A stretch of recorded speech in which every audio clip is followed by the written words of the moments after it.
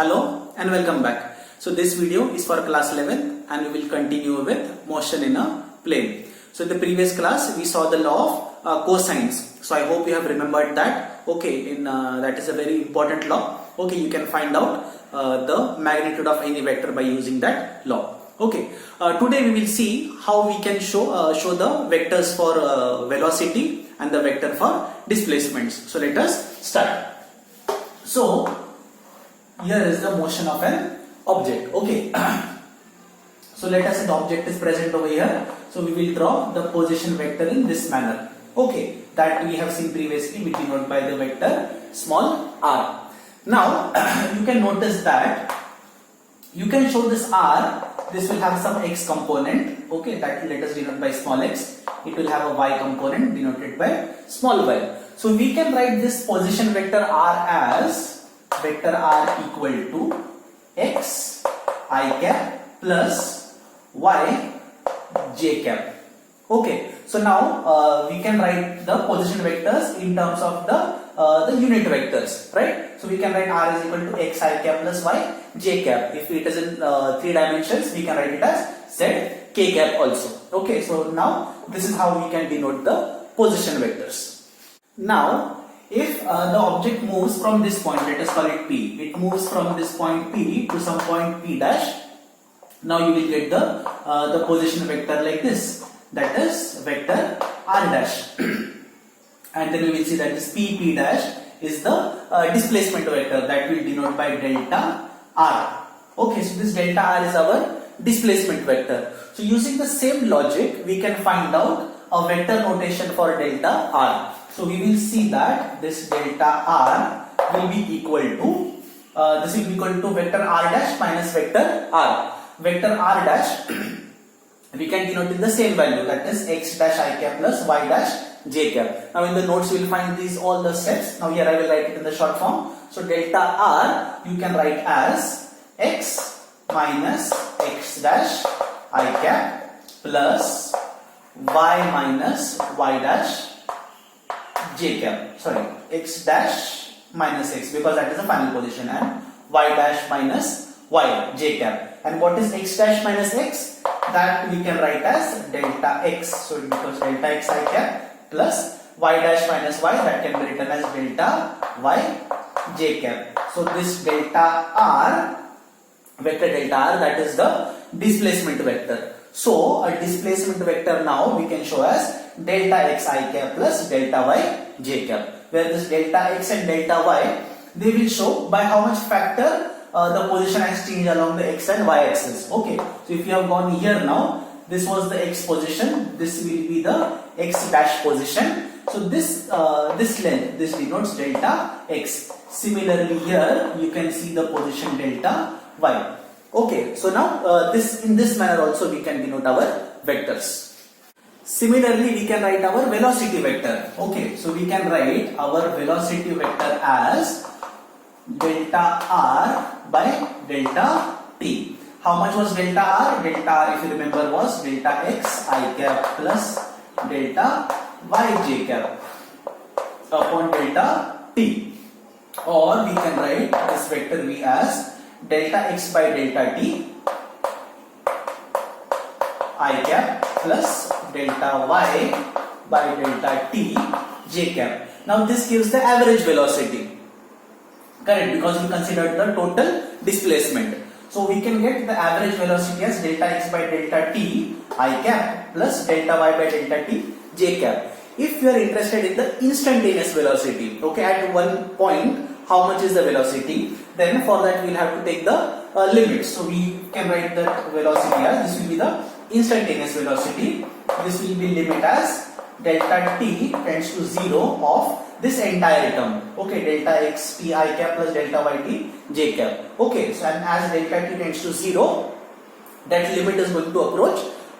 This limit can be written as a derivation. So we can get the instantaneous velocity as dx by dt I cap plus dy by dt j cap. So by this derivative we can write the instantaneous velocity.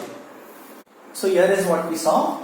We saw the instantaneous velocity v is written as dx by dt I cap plus dy by dt j cap. Now this dx by dt and dy by dt we can write as vx and vy. So dx by dt is equal to vx and then we'll put I cap plus dy by dt will write as vy and that will put as j cap, and this gives the velocity. So this is a much simpler way of writing our velocity. Okay, so we can write velocity as vx I cap plus vy j cap. Now what this means is that a two-dimensional motion, okay, it is actually a combination of two one-dimensional motion, correct? So the velocity is having one component along the x-axis and one component along the y-axis, and the combination is the total velocity. Okay, I hope that is not too confusing, right? So we get v is equal to vx I cap plus vy j cap, and then obviously we will get the magnitude of this velocity will be equal to under root of vx square plus vy square. Okay, so that is a very easy way to find the velocity also. So you will see that whatever formulae we are learning for vectors, we are going to see them applied in all the other concepts. Okay. So in that similar manner, we can denote the instantaneous acceleration. Okay, so instantaneous acceleration we will get as d vx by dt I cap plus d vy by dt j cap. Okay, or this term dvx by dt we can simply write as ax I cap plus dvy by dt we can write as ay, and then we get j cap, and then the instantaneous acceleration we can write as ax I cap plus ay j cap. Okay, so once again the vector, the acceleration vector also can be written in this manner. Now we will see how to find the direction of acceleration. Okay, so once again these are our axes x and y. Now let us consider the motion of an object like this. Okay, so this will be the initial velocity like this. Let us call it v, and here let us take the other velocity, let us denote by v dash.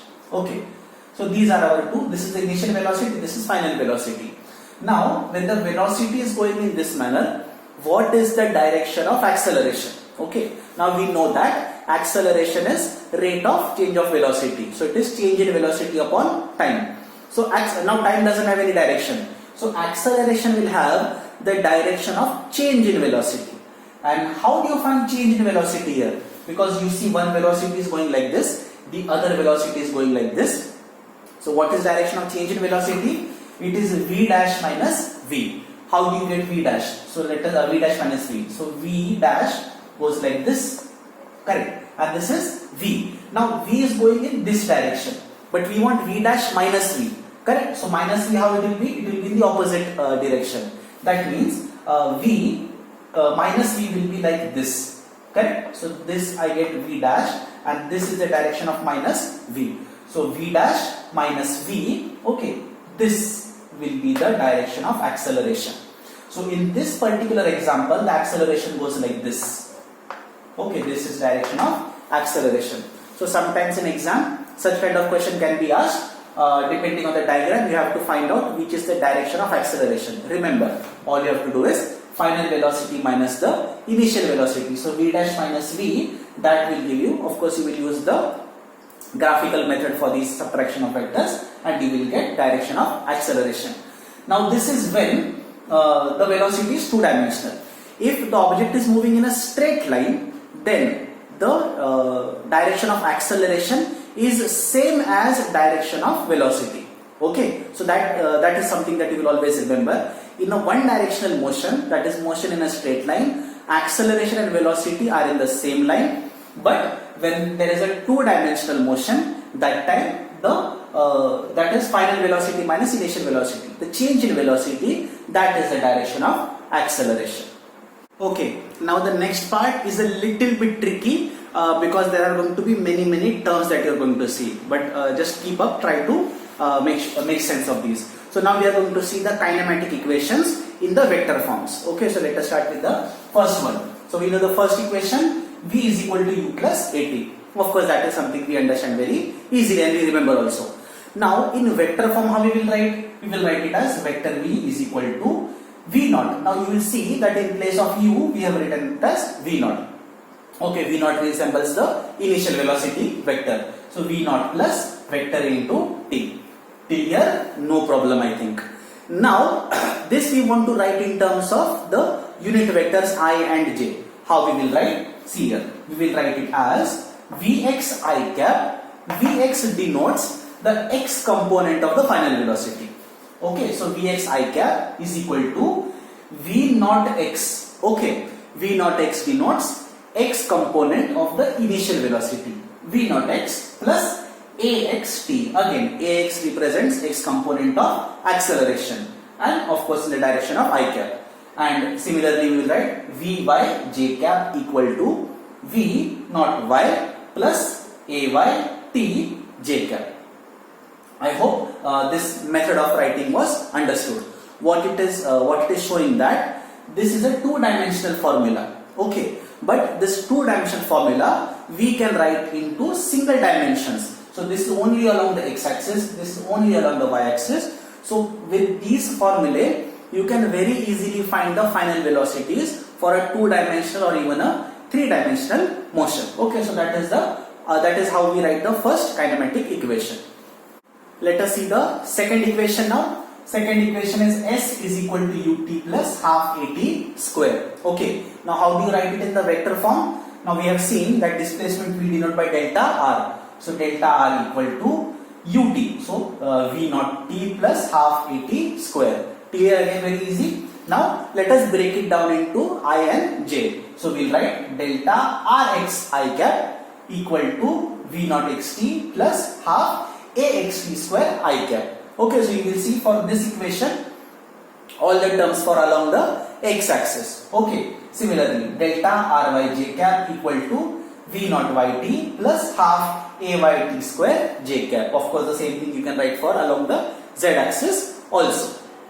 Let us see the third equation now. Third equation is v square is equal to u square plus 2as. In the vector form, we write vector v square is equal to vector v naught square plus 2a delta r, delta x standing for s. So similarly, along the x-axis we can write vx square I cap is equal to v naught x square plus 2ax delta rx I cap. Now of course I am sure you remember this delta rx will be nothing but x minus x naught. Okay, the displacement along the x-axis only, that is what is delta rx. Similarly, vy square j cap equal to v naught y square plus 2ay delta ry along j cap. Okay, so in this manner you can write all the three equations of motion. Make sure that you have written them properly in your notebook. Okay, of course you won't get a direct question like this that you have to write it, but based on these equations now you will be able to solve the numericals that may be asked. Okay, next let us talk about a motion that is called as the projectile motion. So what is projectile motion? First let us see the definition. A motion in which object moves making an angle with the horizontal, that is called as a projectile motion. A simple example you can see when a footballer kicks the football. So when you kick a football, it starts to rise up and then it falls down like this, correct? It goes along a path like this. So that motion of a football can be called as a projectile motion. Or when you have seen in cricket, okay, when the batsman hits the ball goes like this, correct? It follows a similar path. That can also be called as a projectile motion. Okay, so motion where the object is making some angle with the horizontal, that we call as a projectile motion. Now let us see some definitions regarding projectile motion. So this is where the motion has started. So to have a projectile motion, you have to give some initial velocity. Okay, so this velocity v naught, that is known as the initial velocity or velocity of projectile. Now you will see this velocity makes some angle theta with the horizontal x-axis. So this angle theta, that is called as the angle of projection. Okay, so this is initial velocity and this theta, that is the angle of projection. Then you will see this is the path along which our projectile is moving. This path is known as the trajectory. Okay, so what is trajectory? The path along which the projectile moves. Of course, this I forgot to mention. the object which is having projectile motion is known as projectile. So when the football has been hit, then the football becomes a projectile. Okay, so the object is called as projectile. So the path along which projectile moves, that path is known as the trajectory. Okay.